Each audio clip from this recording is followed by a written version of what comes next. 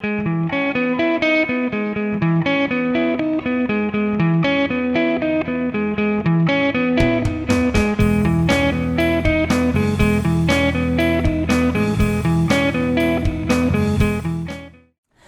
my name is Ashlee Gerald Hill. It is Monday, April 15th, 2024. It is 1:10 p.m. I'm interviewing Nadia Marie Johnson, and we are being recorded by Barry Davis. So you did see the questions beforehand, but if you just want to get started with your background. Yeah, so my name is Nadia Marie Johnson, as stated. I am a second-year graduate student here at Wake Forest University. My master's degree will be in communication with a concentration in women's gender and sexuality studies. And I received my bachelor's of communication arts from Johnson C. Smith University in Charlotte, North Carolina. They're only HBCU. I found Wake Forest just out of looking for a program that would support my future, and here I am. I am a member of the National Communication Honor Society as well as Alpha Kappa Alpha Sorority Incorporated. Thank you. And where did you grow up? So I grew up in Augusta, Georgia, home of James Brown, as well as the Masters Tournament, which is actually going on right now. Major golf tournament, and also Fort Gordon. My dad is a retired vet, and so we're there. And I lived there mostly until I got to Johnson C. Smith in 2019. I actually started my first year of undergrad at Augusta University, and then I transferred to Johnson C. Smith and finished out my undergraduate career. And yeah, it was a ride, and here I am. Yeah, so with Johnson C. Smith being an HBCU, how, or historically black college, how is that different from your experience here at Wake? So it's been completely different. I would say that it was a major culture shock when I first got here. I would say that a lot of the things from everyday operations, completely different. I will say when I was coming to Wake Forest, I wasn't expecting there to be any similarities, so to speak. But I didn't know exactly what it was that I was going to be getting myself into. It's been nothing but a learning experience. For example, me taking a stroll on campus at Johnson C. Smith, music playing, Greeks strolling. You could have like someone with their pets out there, all kinds of things going on. I come out here, it's not any music playing. It's just that's one clear difference that I found. That I would say it's a lot of culture at HBCUs, as we know. However, when I did come to Wake Forest, I found there to be minimized, so to speak. And can you repeat what your major was in undergrad? Communication arts. Communication arts, okay. And so you're currently pursuing your master's in communications as well. Were there any favorite courses that you took while in undergrad, and then how do those compare to your coursework here? Yeah, so rhetorical theory, rhetorical criticism, that was something that I could compare directly to my coursework here at Wake Forest. I would say that, most of my courses in undergrad were like journalism, public relations, and things of the sort. However, me studying more of like the media criticism side of things, the rhetorical criticism at Johnson C. Smith University prepared me for like the work that was here. So that's here. So I would say like, just the writing. I was able to get a piece published in the Journal Archives at Johnson C. Smith University for volume 22, if I'm quoting the volume correctly, Black women representation in rap music videos. I would say that also the courses that I took outside of the communication lens, Black feminism, I would say hip-hop feminism is really what got me into looking deeper into all things like media criticism, and that was taught by Dr. Tyler Bunzy. Okay, could you elaborate on that a little more? Yes, and so actually Black hip-hop feminism, that was actually taught by a white male, which is very interesting. When I first got in the course, I was like, wait a minute, because primarily all of the professors at Johnson C. Smith are Black, and so we were during COVID on Zoom. I get on Zoom, like, are we in the right class? Like, what's going on? But when I tell you, it was the literal meaning of don't judge a book by its cover, literally. Dr. Bunsey was more than inspiring in this sense, just because he was so knowledgeable about like how all these things tie in together, and I was just interested. I was interested from the day I stepped in, and I was like, well, how do I get all of this, you know, together and make it something much bigger for my future? So it was hip hop feminism, then it was like how it's showing up in media. So I merged those two together, and I could literally thank like courses like that at Johnson C. Smith to what it is that I'm studying right now. Cool. And what were some of your key takeaways from? I would say that the biggest takeaway that I use in my everyday life is when it comes to engaging in music that might be toxic, right? So we all know some of our favorite people have, you know, tons of controversies and things like that. However, that course right there taught me that, yes, they're engaging in their own personal situations. However, we somehow can still enjoy this and study this and make this a larger thing, rather than, you know, just judging the person that we're enjoying this music from.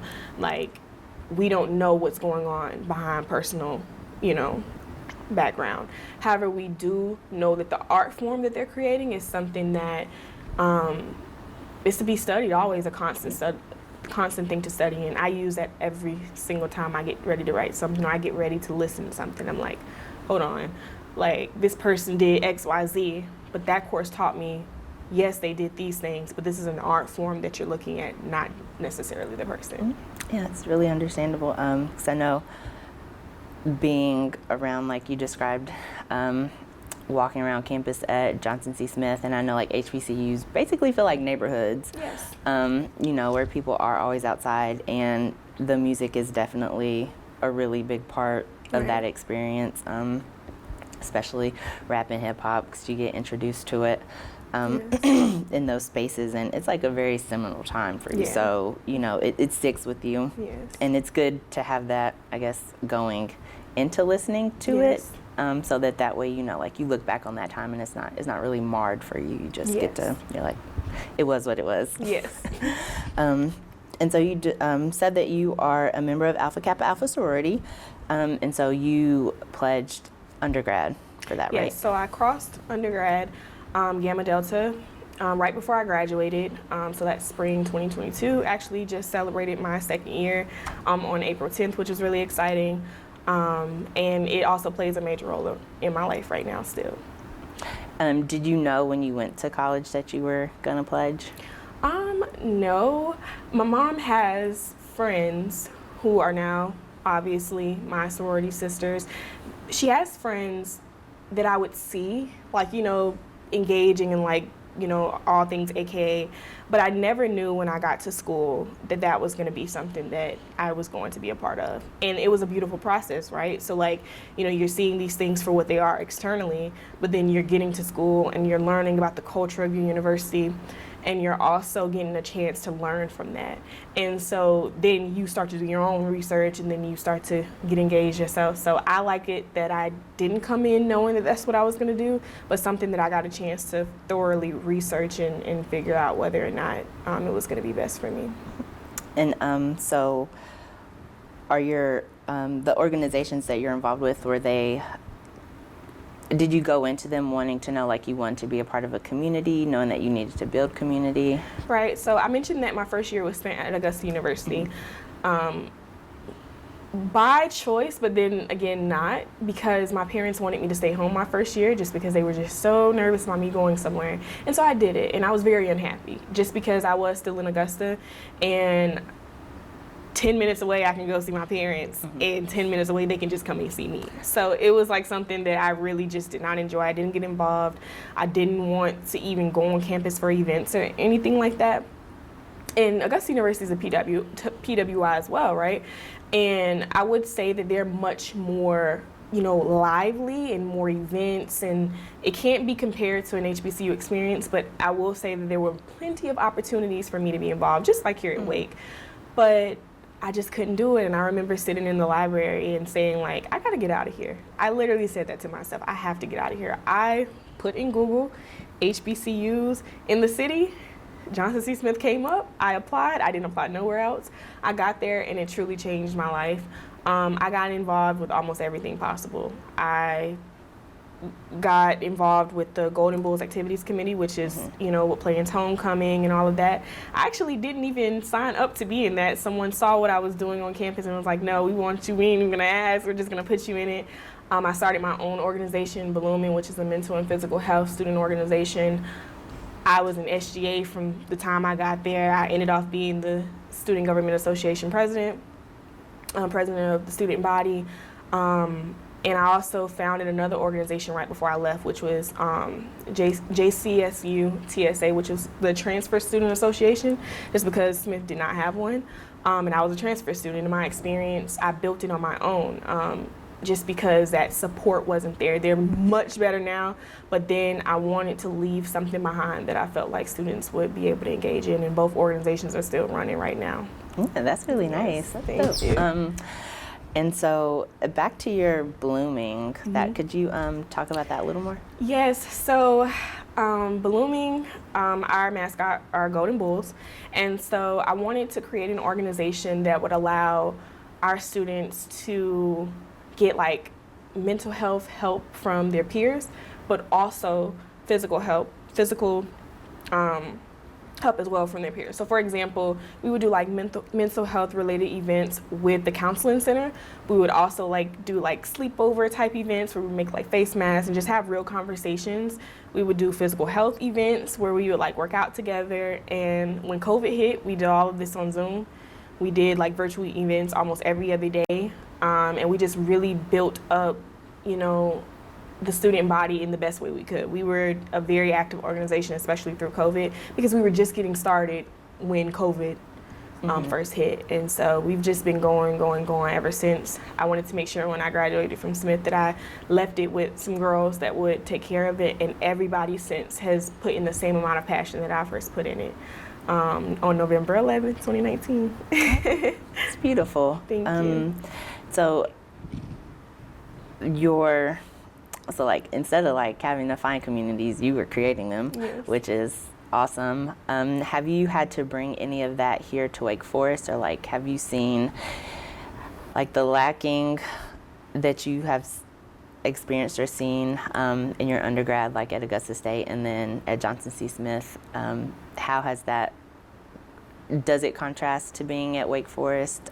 Wake Forest is very like understanding of like disability needs, women's center, like all of these different organizations on campus.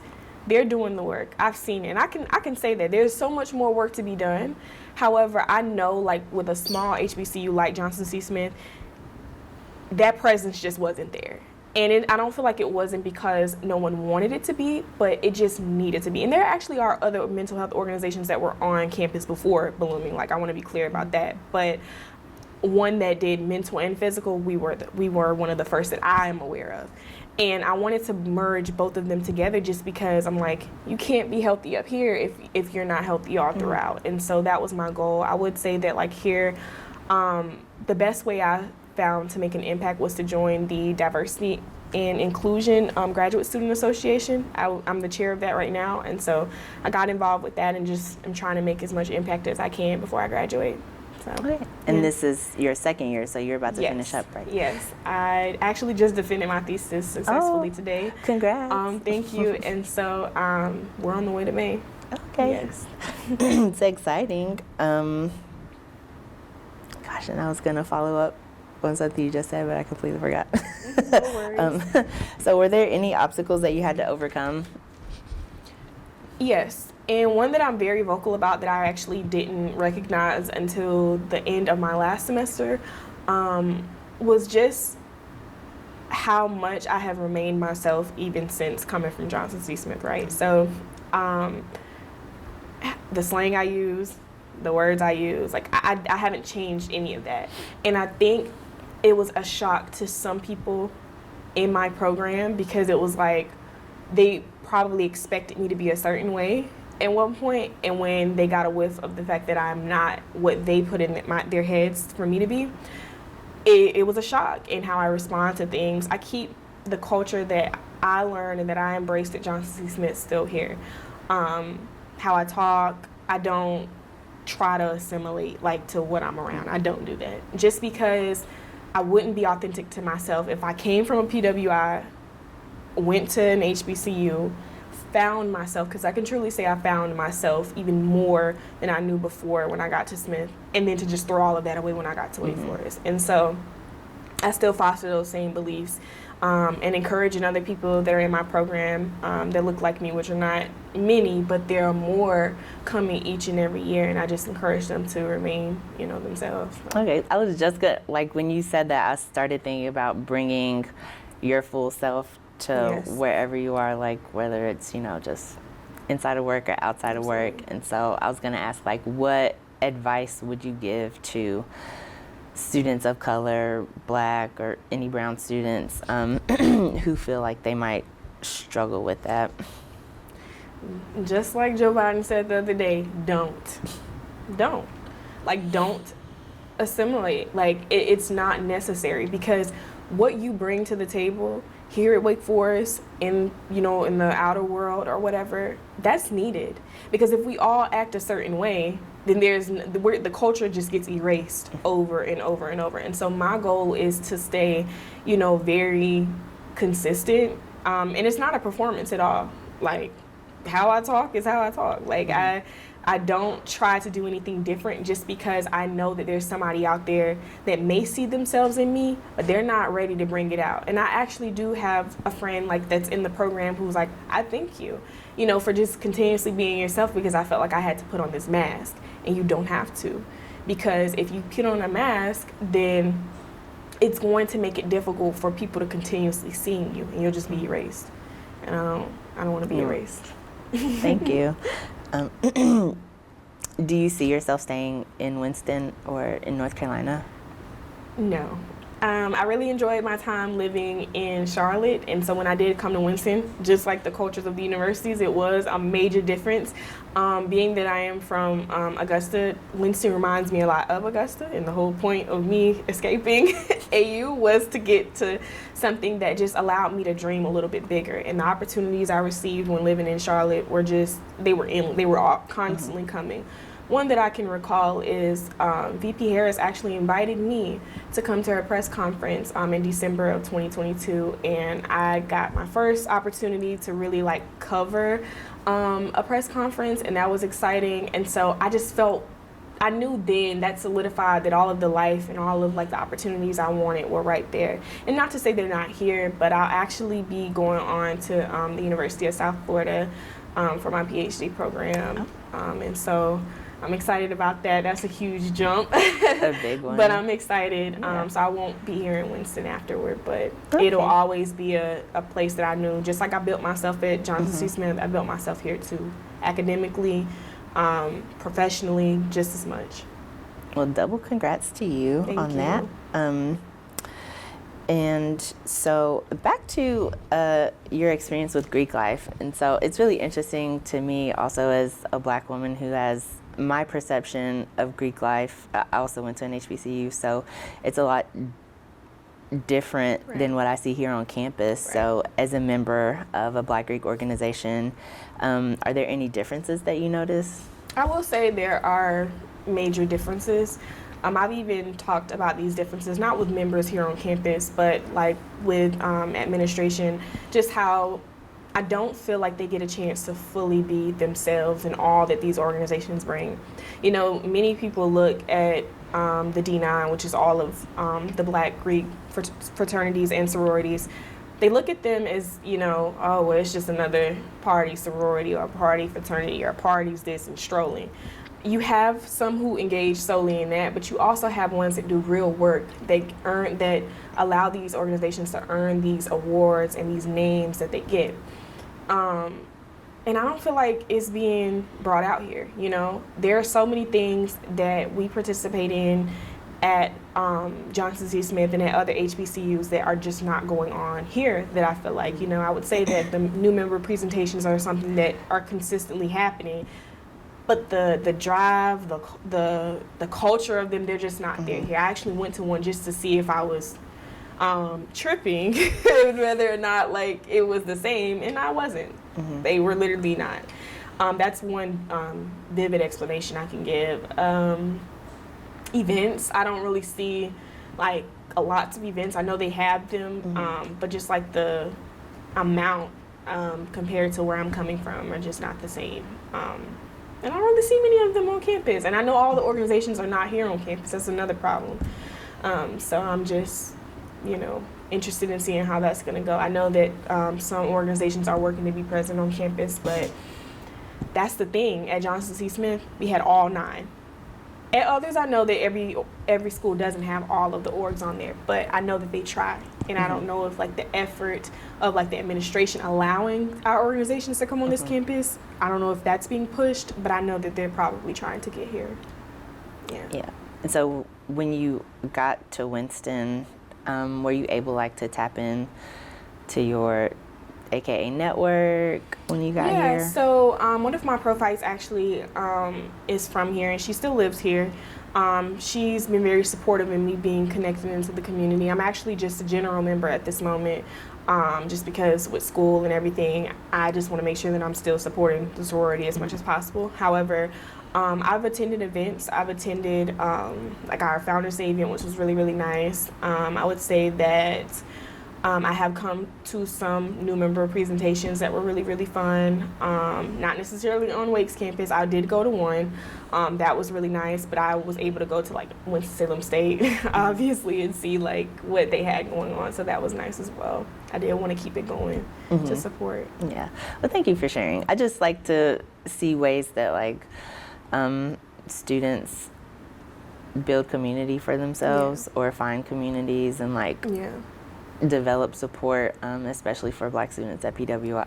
At PWIs, because I know sometimes it can be a little tough, and you just see, like, you want to make sure that like the isolation, no one's feeling that way, and just what are some things that students can do to find like networks and support systems. Yeah, before you go on, I will say that I love AK very much, and I continue to support in the ways that are doable for me at the moment. However, I found community most when I got on the Graduate Student Association and was able to like run for an office, even being that I'm barely here, and being trusted with that, just with the experience of also being on Student Government Association in undergrad.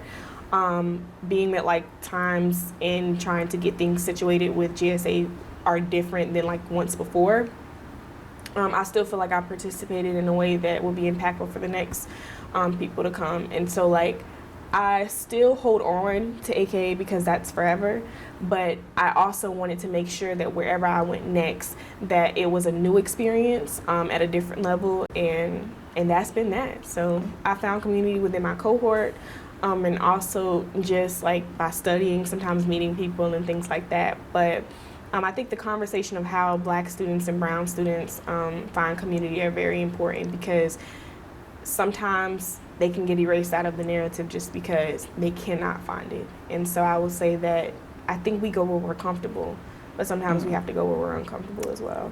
Definitely. So I also was gonna follow up on your Communications Honors Society. So like, do you find yourself having like bridging and making connections with undergrads here?